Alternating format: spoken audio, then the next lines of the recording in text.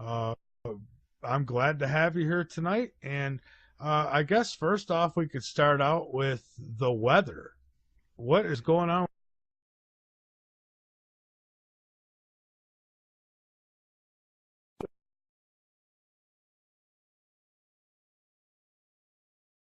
So it over and over repeatedly, all sorts of bizarre and extreme weather.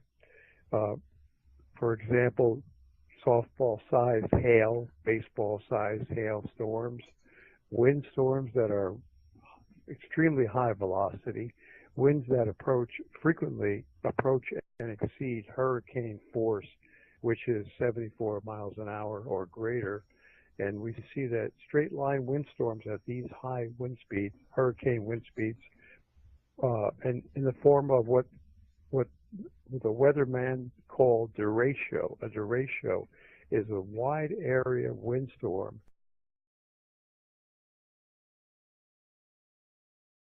numerous states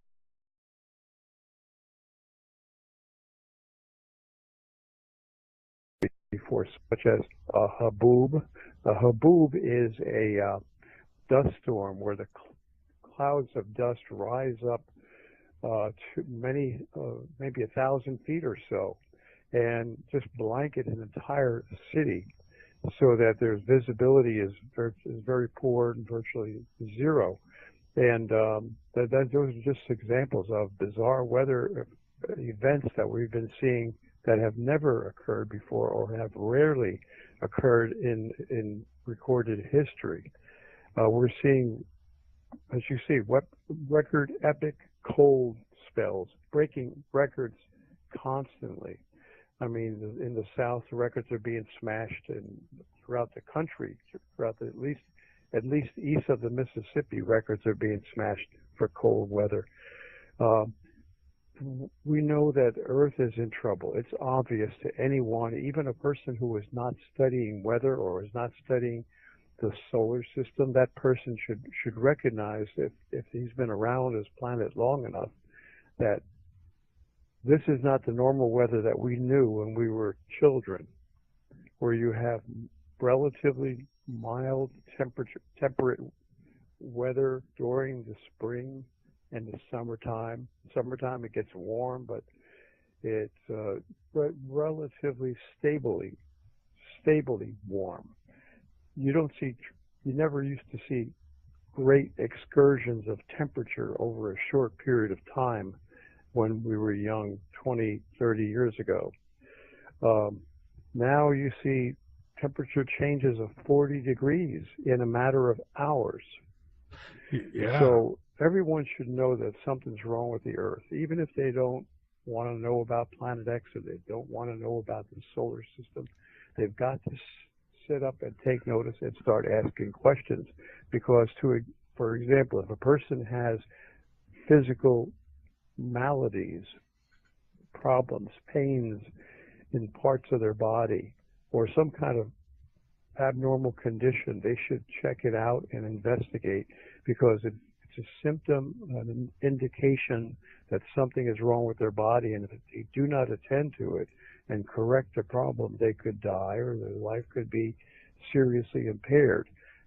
Likewise, when we see our planet in ill health, going through trauma and convulsions constantly. Incidentally, can you hear me? Am I speaking clearly enough? Oh, yes, you're perfect Okay. tonight. I've got a better phone this time. I made the mistake of using an old-fashioned phone, thinking that older is better. Well, not with the old phones.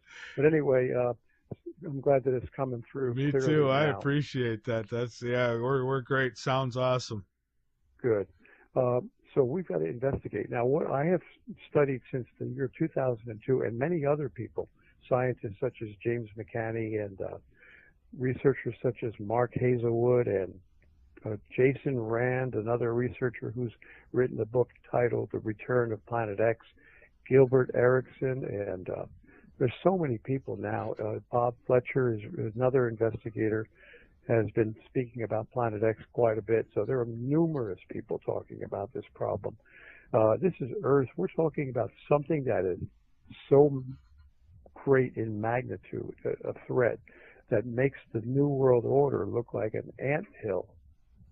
That's how colossal this problem is, the approach of Planet X. Well, I can tell you from research that I've done in looking back into past events 32 years ago, the New York Times published a report regarding a celestial body which NASA, the National Aeronautics and Space Administration, long has termed Planet X. They've given it the name Planet X since famous astronomer Percival Lowell gave it this name back in 1910 when they were searching for a planet, a distant planet whose gravitational pull was being observed on the outer planets. And I'm going to read you this article from the New York Times, January 1983, nearly a third of a century ago, when they actually sighted it. They were actively looking for it. They actually developed a space telescope designed specifically to sight and detect this object. That's how important and how great the concern was within the scientific community of the United States government about this object, Planet X, that they went through the trouble of developing the infrared astronomical satellite. And here's the article. I'm reading right from a photocopy that I got of this article from my library, January 1983, titled Clues Get Warm in the Search for Planet X by John Noble Wilford, New York Times. Quote, something out there beyond the farthest reaches of the known solar system seems to be tugging at Uranus and Neptune.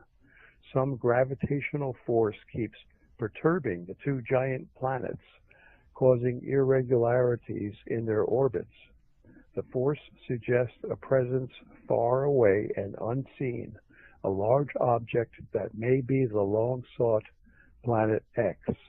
Evidence assembled in recent years has led several groups of astronomers to renew the search for this 10th planet.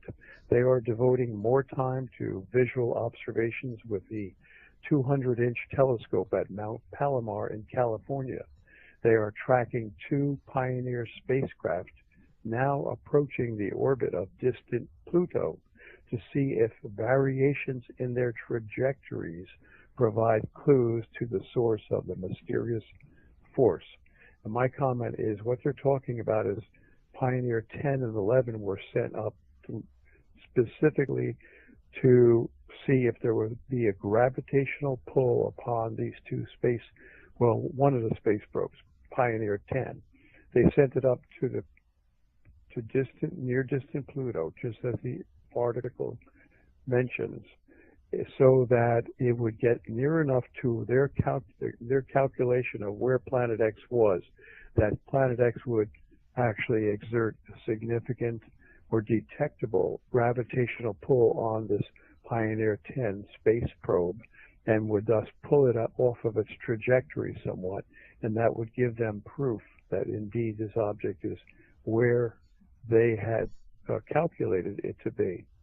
And sure enough, they did. Well, you know, they don't report on findings that they consider to be secret. And to them, to the government, everything is secret. You know that. Well, yeah, They take our money and they go ahead. I was just going to say, I was just talking about a story in the beginning of the show where they said that this spacecraft that they had sent up there to get the best pictures. Tuesday night, we're talking January 1983 now, this article. It was boosted into a 560-mile high polar orbit Tuesday night from Vandenberg Air Force Base, California. It represents an $80 million venture by the United States, Britain, and the Netherlands. So here we have three nations very much interested in this unseen massive object out there. So interested that they got together, the Netherlands, the U.S., and Britain, and developed this infrared astronomical satellite specifically to spot this object. In the next 6 or 7 months, the telescope is expected to conduct a wide-ranging survey of nearly all the sky, detecting sources not of ordinary light, but of infrared radiation, which is invisible to the human eye and largely absorbed by the atmosphere.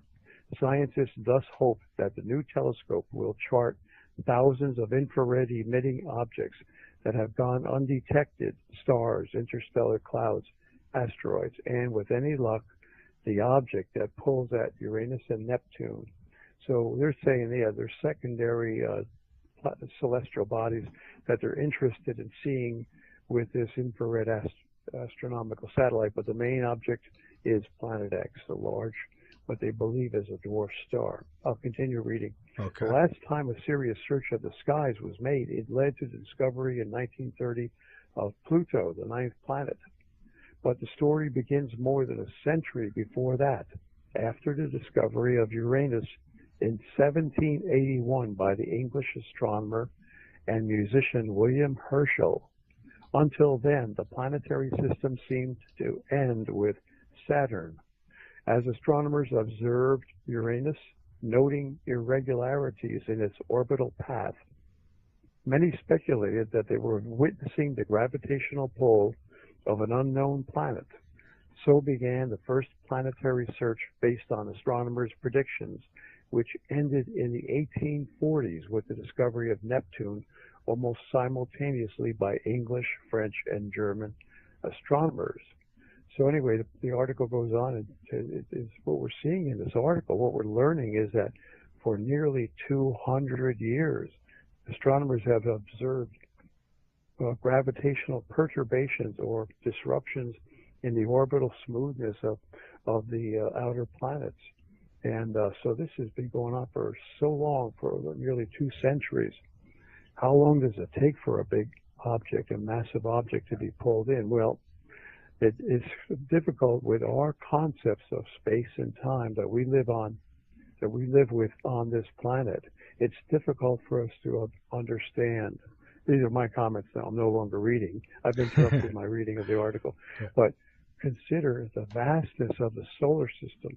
We see diagrams of it, and it looks like all the planets are sort of, in close concentric circles going around one another, around the sun.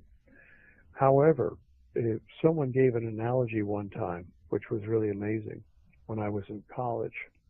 And they said that if you had a fly in New Jersey, the bug, flying in New Jersey, in a point in one particular spot in New Jersey, the next planet out, Venus, for example, would be in Ohio. There would be another bug in Ohio, and that would represent the 2 planets and the distance between them, the 2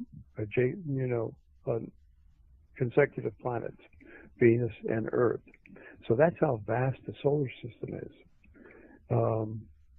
Fascinating. And that's why go ahead, sorry. Oh, no, I say fascinating. And, went over a story last night that I had come across where scientists now say that some 70,000 years ago, they now have proof. And what this does for me is it shows that this can happen. They have proof now that 70,000 years ago, a brown dwarf star, a little sun, passed within, they said, I think it was a million, was it 100 light years away or something like that? But it passed by fairly close. Right. Did it say light years Eh, or astronomical units? I think it said light years. I don't have it in front of me right Oh, now, okay. but Well, they did say that the people on Earth, if there were people on Earth at the time, that they wouldn't have realized it went by. Now that I don't believe. well, you know what? When they say light, like 100 light years, that's a long distance away. A light year is the distance Oh, it that was light. a light year. That's what it was. 1 light year away, they said. Well, even 1 light year, that's the distance that light would travel in 1 year. Well, it takes 8 minutes for the light from the sun to reach the Earth. That's 93 million miles. We'll say 100 million miles. Light travels. It takes 8 minutes for light to travel 100 million miles, just about. Wow. Well, 1 light year, how many, a year is much, much longer than 8 minutes. So just imagine how far light could travel in 1 year. That's quite a distance away, a light year. Now, what that is, what's happening, Michael, and I'm glad you brought that up. You see, Mark Hazelwood, one of the first, really the first guy, he was the landmark pioneer to talk about Planet X, and he wrote the book Blindsided. Planet X passes in 2003. Well, we know he was way, way ahead of his time.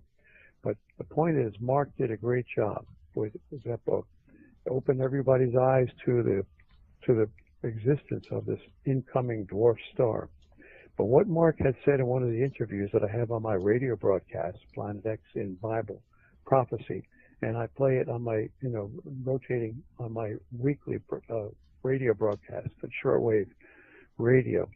Mark said what's going to happen is when this object starts getting close, the powers that be are, because they want to keep the public unaware of this object because of how it would affect the economy, it would affect the power elite and their grip on society. If we knew that was something massive was coming in, obviously it affects their money and affects their control over us. Mark said what they're going to do is they're going to hit you with all kinds of stories about objects that are out there, but don't worry, they're not too close. It's a huge object, but don't worry, it's so far out, it's a light year away, and people are going to get so jaded and bored and disinterested in these object stories, these numerous stories that will be deliberately floated by the power elite in their mass media, that they'll just turn away and just shut their eyes and close their minds to the incoming dwarf star that's going to change this world. That's the whole purpose of it, to get people bored with the subject. And that's why you're hearing all of these stories about massive planets coming in, not coming in, but being seen so far away that they're not a threat. You'll never hear a story, or haven't heard one yet anyway, in the mass media that talks about an object that's coming dangerously close to Earth. They don't want that. They don't want people to know that. Only if it's an asteroid. They'll tell us, but they'll tell us after it's passed. That's right. That's right. And even, with asteroids, they won't even tell you that. I mean, so many times they have kept the secret, the passing of asteroids. I can tell you one event like happened in 2013, which they could not keep secret, and that was the meteor strike in Russia, which was very devastating. Well, that meteor was just one of the bodies that was being dragged in by an asteroid. That asteroid was reported, and even on the Weather Channel, I was surprised to see that reported, because they don't like to panic the public. They want to keep it secret. Yeah. But the Weather Channel and even the other news agencies were talking about an asteroid coming dangerously close to Earth. That, I believe, was around January or February of 2013. And boy, I tell you, the lies are become so conspicuous sometimes. Yeah. Because what they said, oh, I'm sorry. I was just going to say that I agree with the asteroid bringing that meteorite in. I just thought it was strange how the mainstream media never, connected the two. Oh, yeah, you're right. Absolutely. They lied.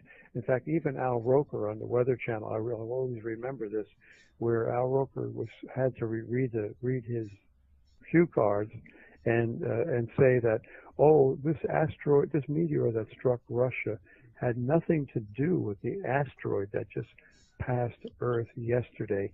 And even Al ad-libbed and joked and said, yeah, sure, right. It had nothing to do, the asteroid had nothing to do with that meteor strike, right?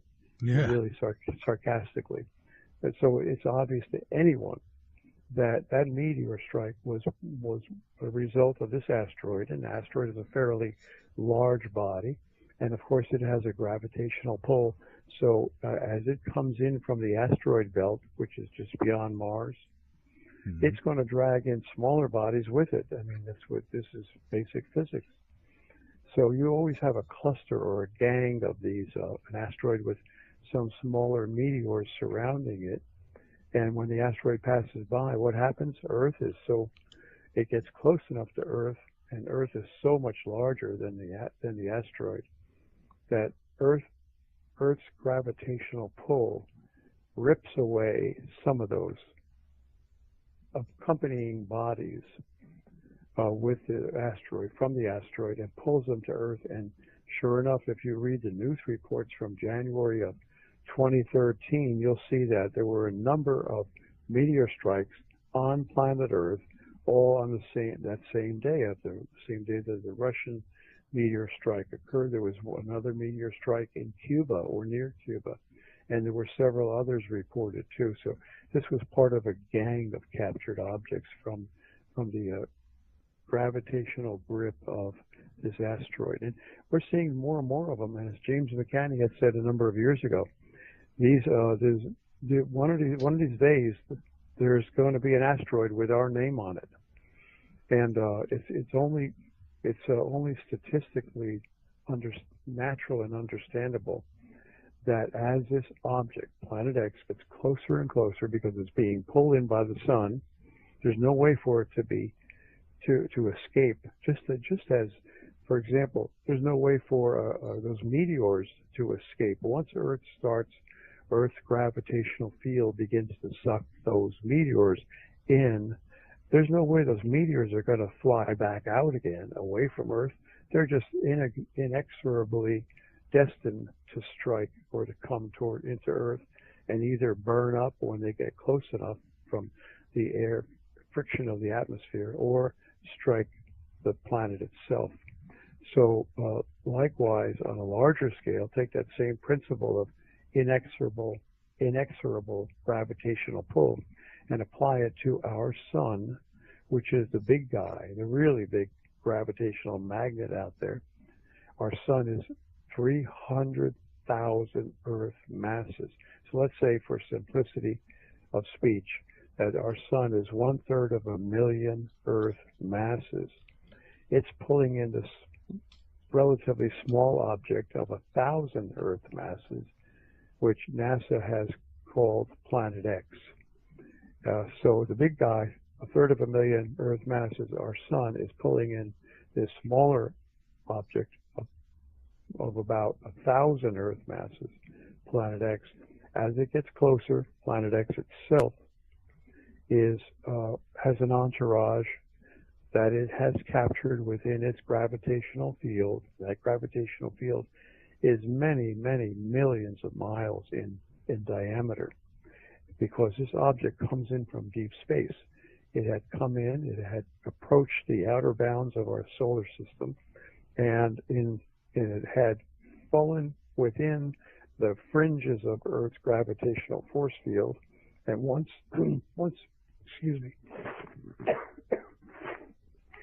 being attracted, I got something in my throat here. No, I understand. It happened. It's like one of those little pollen, I guess, a piece of pollen. Once it's being attracted in there, there's no way for it to come back, for it to escape. So that's what happened. What happens with this object? But as it's traveling and approaching planet Earth from deep space, there are millions, literally millions, countless, many millions of objects floating around out there, especially in the Oort belt. The Oort belt, spelled O-O-R-T, they've never actually seen it because it's so far out, but they can see, they have other ways, indirect ways of detecting the Oort belt. This Oort belt you can visualize it as a sphere surrounding our entire solar system, a huge sphere way out there, comprised of gnats, like tiny little gnats all flying around. On a summer night, you've seen these gnats, and they go in tiny little circles, rapid circles all around flying around your head. Well, just imagine gnats of great, field of bodies, much more dense than the gnats you've ever observed flying around your head. And these are all comets. And what has been found in the Oort belt is they've detected comets that have come in and that seem to follow not the random pattern of gnats that you would see flying around your head, but they follow the pattern, intelligible, detectable pattern of an object that's coming in and gravitationally pulling these comets in a string, in sort of a trail. If I'll give you an analogy, a visual analogy. If you had on your kitchen table, if you were to evenly sprinkle some iron filings all over your kitchen table, and then if you were to take a large, powerful magnet and guide that magnet across the top of your table, what would happen is that iron filings would be pulled in a trail toward the magnet, and the closest iron filings would be sucked into the magnet, and the magnet would create a pathway of emptiness where those iron filings had been. And that's the kind of pattern that they were seeing in the Oort belt, very far out beyond Earth's outer bounds, in that sphere of comets known as the Oort belt. They saw an intelligible pattern of comets. They called it a non-random pattern. This is evidence right there. Scientist Dr. John Matisse of the Louisiana State University and another scientist who was independently studying the same thing in England, Dr. John Murray at the Open College in London. Both of these men observed the same phenomena, even though they were working far away and independent from one another, and that is non-random movements, intelligible movements that indicated there was some gravitational body moving these comets in the Oort belt. So that's pretty good evidence right there, and that was recorded in Mark Hazelwood's book Blindsided. Well, as this object gets close and it's inexorably coming in, what's going to happen, as I was saying before, is that this field of asteroids that it's dragging in is going to get denser and denser, because you can visualize an object. It's a large object, and it's so big that it acts like a gravitational magnet. As it, in its field of many, many millions of miles in diameter, in its gravitational grip, so to speak, most of the comets, the denser comets that are surrounding it, are going to be very dense. There's going to be many of them per unit volume or per unit distance. But as you get further out, the density of these comets will be lesser and lesser. There will be more and more sparse. Well, as the object gets closer, the denser portion of its gravitational entourage, cometary entourage, is going to get closer to us. So now we're going to see more comets. So let and me more ask. asteroids as it gets closer. Let me ask you this, John, before we take our break, and you can answer this after the break. But about where would this object be estimated to be now? And again, you can answer when we come back from the break, so you could give a little more detail on it. And what kind of time frame might we be looking at where people can actually say, hey, there it is. But we'll get to that when we come back. Folks, this is Late Night in the Midlands on the LNM Radio Network, on the Dark Matter Radio Network, K98 Talk, High Point Radio, 100.5 FM, 1700 AM. And folks, we're going to be back in just a moment. We'll take calls too. If you've got questions or comments, one of two ways you could get those to me if you're listening to us live right now. And that is in the Late Night in the Midlands chat room. You could things, and John DiNardo, I can't say it enough. He brings the facts. John, thank you so much. And so we could pick right back up on this. But yeah, I guess the question before the break was, whereabouts can this be located? Now, I'm sure that you have a lot of sources on this area, and are they telling you where to look to find this thing?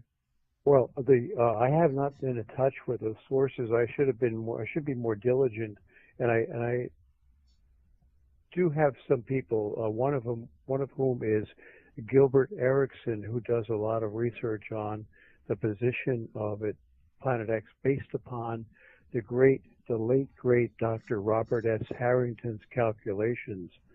Dr. Robert S. Harrington, I guess it's worthwhile to spend a little bit of time to explain the story about Dr. Robert S. Harrington. This Absolutely. man was one of the eminent astronomers in the world back in the 1980s and early 1990s, and he had devoted his career. He was the chief astronomer of the United States Naval Observatory in Washington, D.C. And Dr. Robert Harrington devoted the latter part of his career to the search for Planet X, picking up where Percival Lowell, the great astronomer in the early 1900s, had left off. And Dr. Harrington had done extensive computer calculations of the entire sky, the entire southern sky where this thing would be located. In fact, the entire surrounding sky around planet Earth in the celestial hemisphere.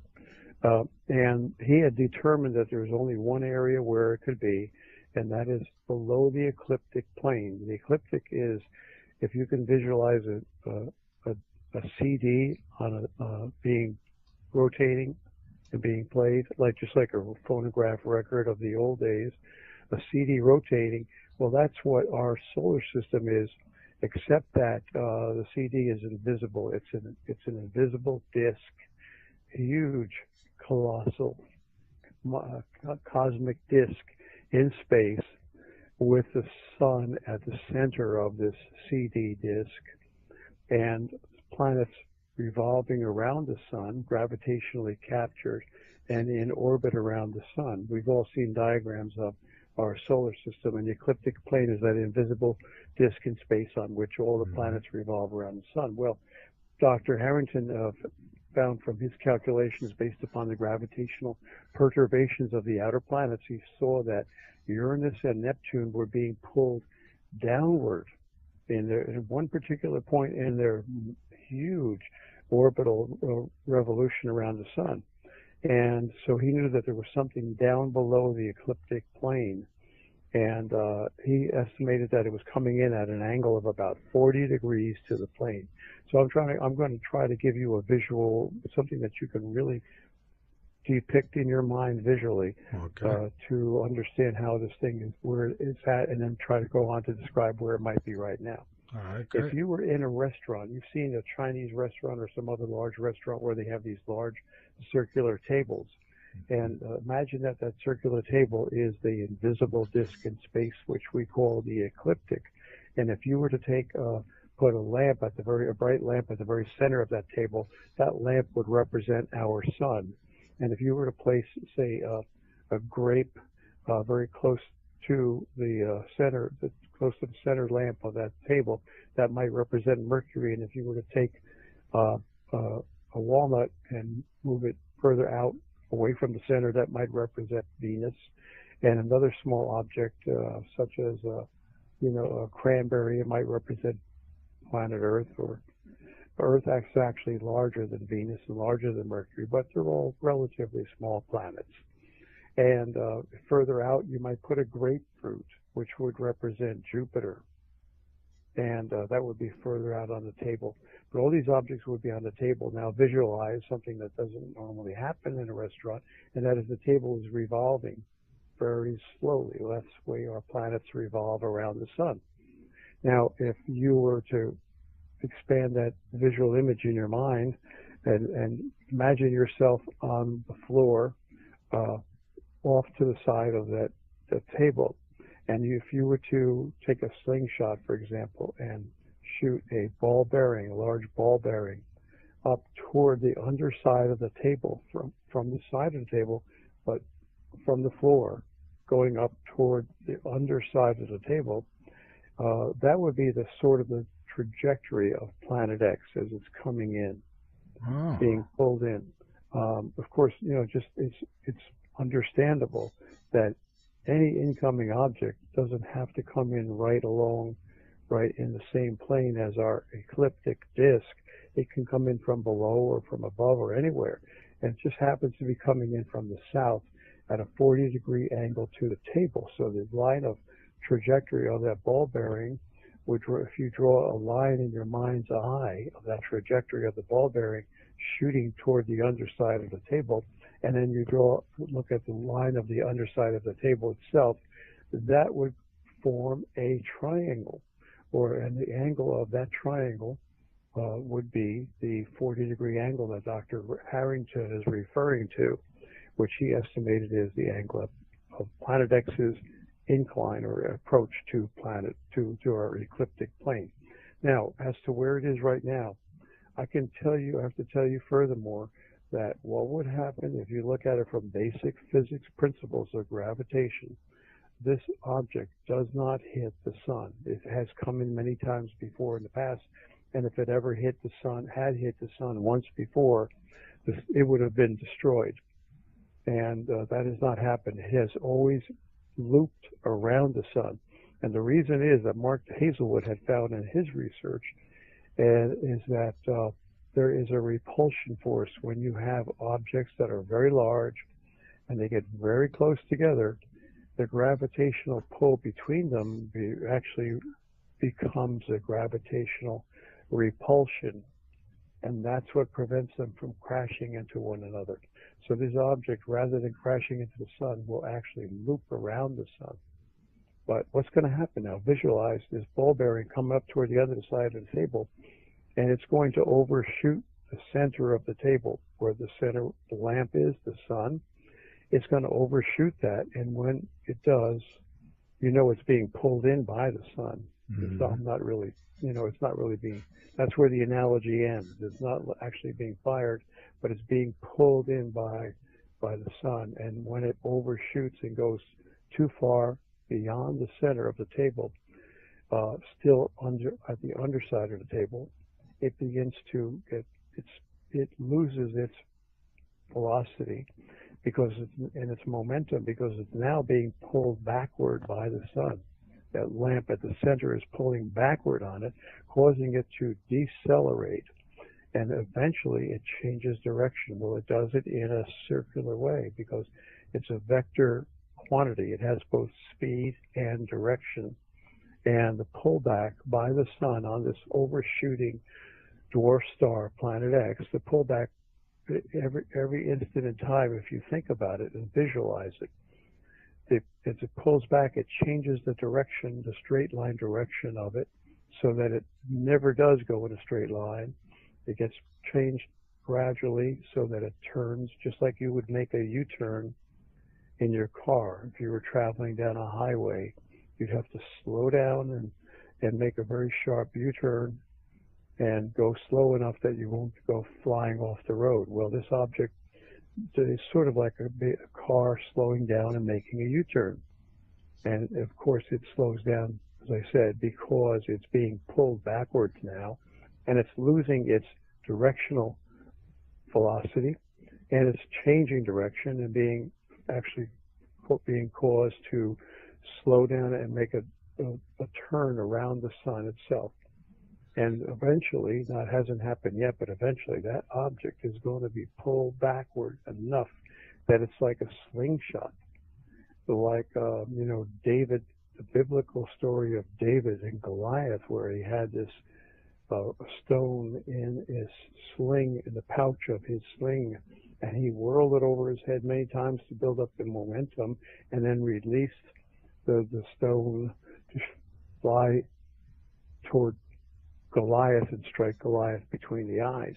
Well, that's what happens with this large planet. In fact, NASA has done that with some of their space modules to return them back to Earth. They would slingshot around the moon, for example, to come back to Earth. Yeah. Well, that's what's going to happen with this object, but it hasn't done it yet. It's in the beginning of its U-turn right now.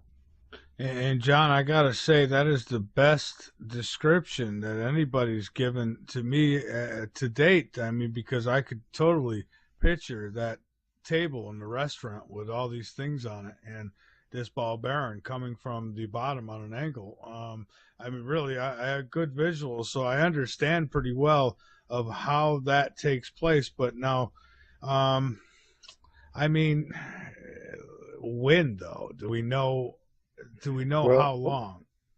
okay. Now it's very difficult because NASA knows because they have all the best facilities that our tax money can buy and have all the best scientists and astronomers and astrophysicists that our tax money can buy. So they have an idea, and they're tracking it with space telescopes. So they pretty much know where it is right now, but it's going to be a very tightly held secret. We common folk have to discern various clues. And Gilbert Erickson is going back to using Dr. Harrington's original calculations as to the direction from which it's coming and the angle of its approach and all that. And he estimates that and I have to go by his estimation, although again, he's just a common, ordinary guy doing research. So we have to keep our eyes open and look for any flaws in his theory. But he estimates that it's out somewhere beyond in this area of Saturn, still below the ecliptic plane, but coming up to the ecliptic plane. Now, what I have done to try to determine its position is to look at some of the anomalies that may be occurring on the outer planets, because I know this object from basic physics has overshot the sun. For example, we saw when it was under the sun, when it came under that table and was below the center of the table, Earth was, I surmise that Earth was undergoing many traumas, such as earthquakes, for example. A large number of earthquakes were occurring around 2009, 2008 to 2010. We had massive earthquakes in New Zealand, in Iran, all over the world. We had No, massive earthquakes. 2011 too. We had the Japan earthquake. The Japan earthquake in March, right? March 3rd of 2011, we had a huge Chilean earthquake, and around that time. So, and now the earthquakes again. I've been sort of negligent because I haven't been plotting the graphs of the frequency and magnitudes of earthquakes over the last several years. So I really don't know, and I can only go by what I've been hearing lately and incomplete, unstudied observations, and that is that the earthquakes seem to have lost their intensity since around 2011, and that tells me that this object has overshot and gone out further out toward the outer planets, and it has probably coming up, it must be coming up close to the ecliptic, but some of the telltale signs would be weird things happening with Jupiter and Saturn and Uranus. And we've seen all these weird things happening already. We have seen Jupiter, for example, around a few years ago, lost its belt. There's a belt, swirling belt around Jupiter. Yeah. It lost that belt for a period of time and then it gained it back. Well, that told me that something was gravitationally and electromagnetically pulling on Jupiter, doing something to Jupiter to cause it to lose its belt, because Jupiter is largely a gas planet. It doesn't have a lot of mass. Much of it is gases swirling around. And when there are gravitational and electrical forces on gases are ionic in many cases, they're electrified. And when some incoming object begins to gravitationally and electromagnetically affect the Jupiter, then you could conceivably see changes in the belt, in the swirling motion of the gases, which is the belt. And also the eye on Jupiter, that whirlpool eye, changed or disappeared. Another thing that happened was Saturn had a weird hexagonal pattern that occurred, and I think Mike Adams of Natural News had put out a report about that too.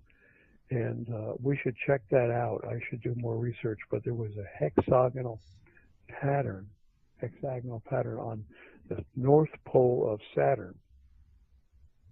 Why that would happen, I don't know. I know there's, and I don't want to get, I should attend to these to the subject of some supernatural things that are going on too, regarding the Satanists who are in our establishment, the Yeah. ruling elite who control NASA. Of course, they control the government, doing satanic things in space. And who knows what's going on there? I know they had the crash into Jupiter of Galileo, or not crash, but they sent something up there. They sent Galileo up there to observe Saturn, and I think I'm getting it correct. There was another one that was sent up for Jupiter too.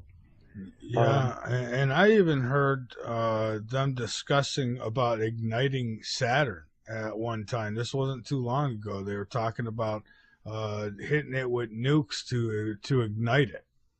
right, and that's crazy. That doesn't make sense unless you're dealing with a bunch of maniacs, people who are satanically obsessed. Because Saturn, the name Saturn is derived from the name Satan. And this is all Satan worship. That's what these people do, the elite. The ruling elite, and many of us have studied this. David Icke has studied it, many others, Tom Horn, and people you know of, who have studied the satanic references and the satanic worship that goes on between the power elite who rule this world and who own and operate NASA, and the outer planets. In space, they do these. Tex Mars has done an expose of some of the satanic experiments that have been done through NASA by the power elite, because they expect some kind of celestial introduction of Satan into this world. And we know, again, I'm glad that you deal with the subject so that your audience understands what I'm talking about. But many scientists believe that there are other dimensions, and Yeah. those dimensions can be accessed through wormholes or through black holes in space. Highly massive bodies that create such a gravitational whirlpool that they actually take you into a different time warp, time dimension. And that's where we believe, and spiritually and biblically, we have some indication that angels, fallen angels, or God's loyal angels, come through another dimension. Stop and think about, how does God is with us. God is a spirit that is with all men. He created humankind. So why is it that we cannot see him? It must be another dimension. He must be present that we cannot see him. Yet we cannot see him. So likewise with angels. Angels have been observed by people at various rare times when they have come and saved lives. Many people have cases. In fact, I was one of them, whose life was saved on the highway by God in a miraculous automobile accident. So we know of the presence of angels. There are too many reports by too many people to discount it as myth or imagination. And So John, there's another dimension. yeah, and I definitely think that there's other dimensions, and I sound like a broken record sometimes, but I got to say this because you brought up God, and I've always seen God is so big that we can't see him. That's why we can't see him. And it's not a him or a her, but it's the universe. I think that's God. I think it creates, it destroys. It's like that's the body, and we're within it. Right. And God must have a spirit and a mind and a set of principles, because look, when you think about it, I mean, we were created. We're such a marvelous machine. I mean, I don't even don't have the time to go into the details, but if you just look at the human hand and how it's so functional, you can do anything with the human hand, and all it is four fingers and an opposing thumb.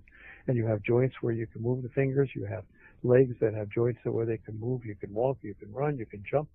You can, the human eye is made with such amazing vision, where you could see what resolution far greater than you could see with a computer. The resolution of the human eye. And then you have two eyes, which gives you stereoscopic vision.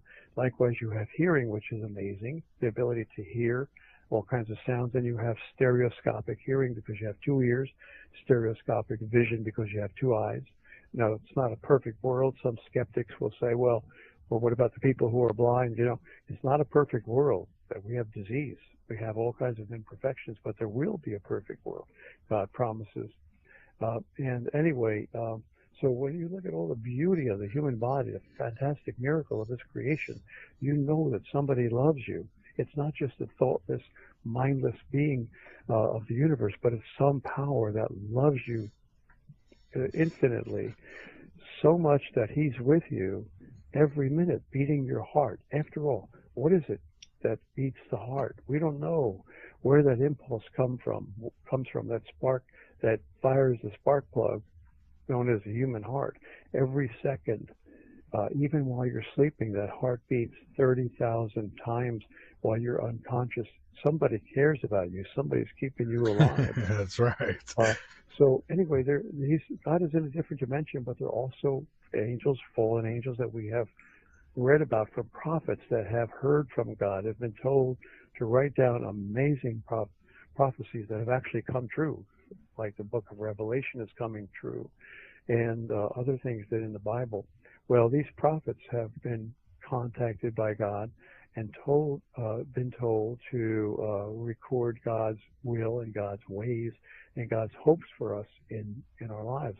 And getting back, relating that to what's happening here, God has a way of swinging that pendulum every so often whenever the world becomes so immersed in evil that it is destroying itself, just as we have right now.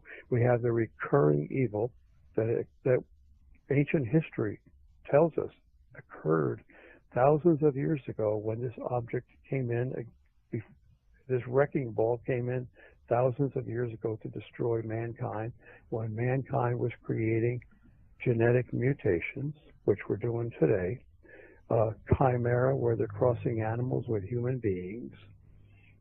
They're doing genetic mutations with food that is destroying all living organisms, killing it with cancer. They're introducing diseases that are destroying the earth, and we know that these are evil forces. How do we know? Because the power elite, these powerful men, the Rockefellers, the Rothschilds, the Habsburgs, the Warburgs, all of these powerful families know that he's here. We can't see him, but I try to make it a point each day, and this is probably the most important thing that I could say to anyone, is meditate. Take just a few seconds every hour, for example. Try to make it a point. I know it's hard. We're very, very busy with our lives, but take a couple minutes every hour and just relax, take some deep breaths, and go into a state, an altered state of meditation where you get close to hypnosis. Essentially, hypnosis is nothing more than a state where the mind is very relaxed and the rhythm of the brain becomes more like an alpha, slow, cyclic electrical pattern called the alpha brain waves.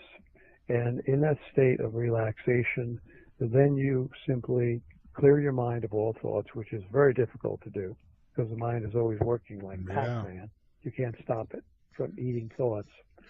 But try to clear the mind through relaxation. That's what they do in the Eastern cultures, meditation.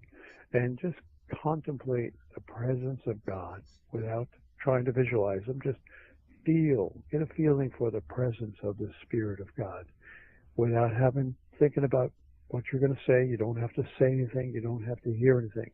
But if you contemplate the presence of God, you will eventually receive thoughts and guiding thoughts from God, as I do. And I'm not a special person. I'm not chosen as a prophet.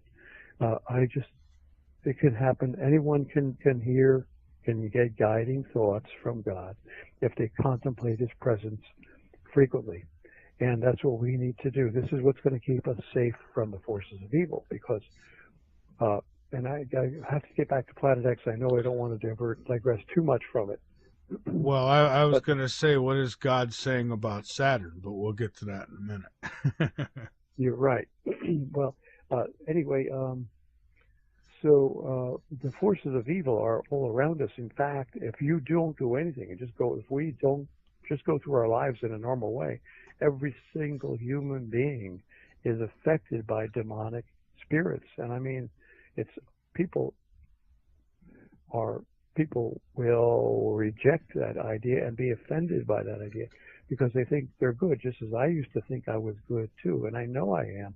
But demonic spirits controlled my actions, and I have done things in my life that were, I mean, nothing, no, not crimes were committed, but I've done things that were hurtful to other people. And now I look back and I realize it was the influence of these spirits. And now that the Spirit of God is giving me a conscience, I can look back and say, wow, how could I have done that? Well, there's proof right there that I'm listening to the Spirit of God and overcoming those demonic spirits which infest this world, which basically rule this world. Look at the power elite. They literally worship this Satan and the evil spirits, whereas you and I don't know they're around. We don't worship them. We would never knowingly worship anything evil, but they do. So there must be something to it. There's obviously they believe it, and to the extent that they would sacrifice children, and they would go up into space and do crazy things with the planets in order to honor and usher in the satanic forces to God to rule the world. That's what their plan is. That's what their stated plan is, to have Satan rule this world. In fact, the Bible tells us this. The Bible was prophets of God, and they tell us exactly that scenario that is about to occur, where satanic forces are going to take over. That's the new world order that we see it forcing itself upon everyone, They already tyrannizing have. the world. I say they already have. Yep. And it's going to get to the point where we're going to have to sacrifice them with the mark of the beast is something that's was prophesied 2,000 years ago, before electronics even existed, when men walked around with sandals and their coins were crudely made, and that's how they bought and sold, with crudely made gold and silver coins. And yet God came to his apostle John around the year 95 AD, nearly 2,000 years ago, and told him that there would be a time toward the end of the world when every man would be forced to take a mark in his right hand, not the left hand, but not any hand, but specifically in the right hand or in the forehead. And without that mark, you would not be able to buy or sell. Well, such a crazy prediction could never be understood by people of those days. But John diligently and dutifully wrote it down in the book of Revelation, and sure enough, we see it coming true. So it must have been God who gave this vision to John. Just as John had said, the Lord Jesus came to him and gave him the future of what's going to happen with the world in the book of Revelation, which he was told to write down. So we see that mark coming pretty soon, which is going to be a worship to Satan. And anybody who takes that mark is going to be doomed. They will not have another life. I know, and you know, I think, Michael, that there is another life, an eternal life with God that is waiting for us after this life is over. I know there is certainly another side, and and I believe in a creation. Absolutely, there's something over there. I just, I unfortunately every time I've had a chance to speak with an entity from the other side, I've never asked the right questions, I guess. Yeah, right. And you don't even have to speak with them, because what you do is as I was suggesting, every hour, just take 2 minutes, say every hour, and just relax, take a few deep breaths, and go into that that alpha state where you're very relaxed and you're sort of, your eyes are looking into the distance. And you could be hypnotized at that point, but there's no one there to hypnotize you. You are now free to listen for the thoughts of God and to feel the presence of God. And it's such a wonderful experience. I have felt it many times. It gives me such peace to know that there is God who loves me. This God is love. I mean, after all, you would not have such a miraculous body if someone who hated you created you, right? It rhymes. But just think about it. There must have been a lot of love in addition to the great power and brilliance of that creator that went into making you what you are. Just look at the human kidneys, what they do, and the heart and the lungs, all the organs of the body. It's just amazing. It's an amazing gift, the human body. And then when you look outside the human body, you see even more amazing things. Well, I think I the mean, only thing that we have that, say, common animals don't have is, I guess, intelligence, if you want to call it that. yeah, we have more intelligence. They have intelligence too, but we have more intelligence. And we have they have love too. Animals have more love. Dogs have more love than many human beings. Yeah.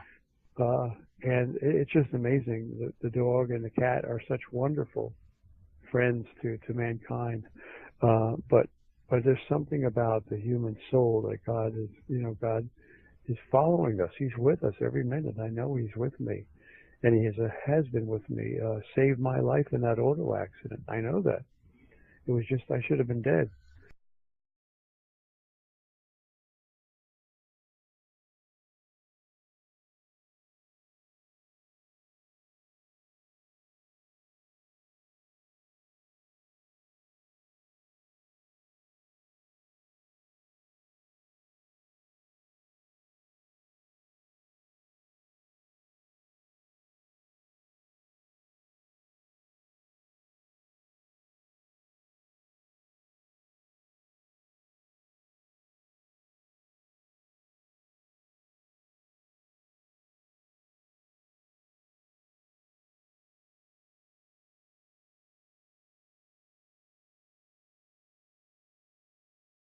The wood and Jason Rand, another researcher who's written a book titled The Return of Planet X, Gilbert Erickson, and there's so many people now. Bob Fletcher is another investigator, has been speaking about Planet X quite a bit. So there are numerous people talking about this problem. This is Earth. We're talking about something that is so great in magnitude, a threat that makes the New World Order look like an anthill. That's how that's how colossal this problem is. The approach of Planet X. Well, I can tell you from research that I've done in looking back into past events 32 years ago, the New York Times published a report regarding a celestial body which NASA, the National Aeronautics and Space Administration, long has termed Planet X. They've given it the name Planet X since famous astronomer Percival Lowell gave it this name back in 1910 when they were searching for a planet, a distant planet whose gravitational pull was being observed on the outer planets. And I'm going to read you this article from the New York Times, January 1983, nearly a third of a century ago, when they actually sighted it. They were actively looking for it. They actually developed a space telescope designed specifically to sight and detect this object. That's how important and how great the concern was within the scientific community of the United States government about this object, Planet X, that they went through the trouble of developing the infrared astronomical satellite. And here's the article. I'm reading right from a photocopy that I got of this article from my library, January 1983, titled Clues Get Warm in the Search for Planet X by John Noble Wilford, New York Times. Quote, something out there beyond the farthest reaches of the known solar system seems to be tugging at Uranus and Neptune. Some gravitational force keeps perturbing the two giant planets, causing irregularities in their orbits. The force suggests a presence far away and unseen, a large object that may be the long-sought Planet X. Evidence assembled in recent years has led several groups of astronomers to renew the search for this 10th planet. They are devoting more time to visual observations with the 200-inch telescope at Mount Palomar in California. They are tracking two Pioneer spacecraft now approaching the orbit of distant Pluto to see if variations in their trajectories provide clues to the source of the mysterious force. And my comment is what they're talking about is Pioneer 10 and 11 were sent up specifically to see if there would be a gravitational pull upon these two one of the space probes, Pioneer 10. They sent it up to near distant Pluto, just as the article mentions, so that it would get near enough to their calculation of where Planet X was, that Planet X would actually exert a significant or detectable gravitational pull on this Pioneer 10 space probe, and would thus pull it up off of its trajectory somewhat, and that would give them proof that indeed this object is where they had calculated it to be. And sure enough, they did. Well, you know, they don't report on findings that they consider to be secret, and to them, to the government, everything is secret. You know that. Well, They yeah, and take our money and they go ahead. I was just gonna say, I was just talking about a story in the beginning of the show where they said that this spacecraft that they had sent up there to get the best pictures. Tuesday night. We're talking January 1983 now.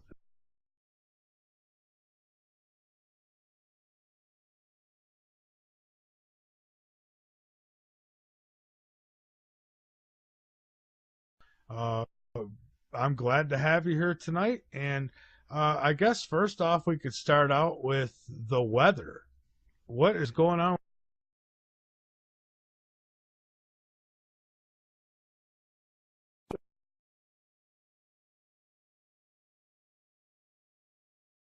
So over and over repeatedly, all sorts of bizarre and extreme weather. For example, softball-sized hail, baseball-sized hailstorms, windstorms that are extremely high velocity, winds that frequently approach and exceed hurricane force, which is 74 miles an hour or greater. And we see that straight line windstorms at these high wind speeds, hurricane wind speeds, and in the form of what the weatherman called derecho. A derecho is a wide area windstorm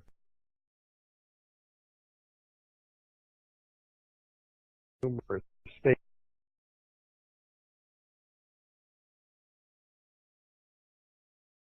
before, such as a haboob.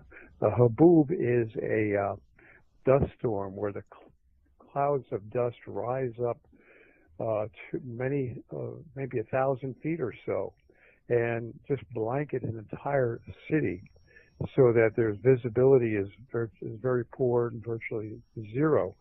And those are just examples of bizarre weather events that we've been seeing that have never occurred before or have rarely occurred in recorded history. We're seeing, as you see, record epic cold spells, breaking records constantly. I mean, in the South, the records are being smashed, and throughout the country, at least east of the Mississippi, records are being smashed for cold weather.